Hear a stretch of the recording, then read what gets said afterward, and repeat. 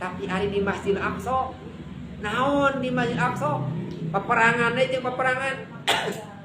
Justru Masjidil Aqsa ge simbol barokah. Naon simbol barokahna? Jami sabar kana musibah ti Gusti. Urang mah raos Bu, biasa keneh ngaos.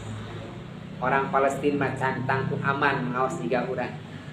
Urang mah biasa tuang aman, biasa damel, biasa jalan-jalan healing, gitu kemana-mana, kapangandaran, kapangalengan. Orang Palestina teh healing ke mana? Bom hungkul di ditu di dieu. Tapi aranjeuna orang Palestina teu pernah ngeluh kesah. Eta simbol sabar eta teh. Coba urang ibu teh teu gaduh artos sasih ayeuna. Dina saku teh dina pesakan aya 50.000.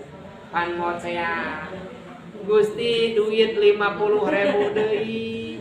Karek boga duit 50.000 ninggal dina tempat beas tinggal 5 liter deui, gajihan 2 minggu deui, beas tinggal 5 liter deui.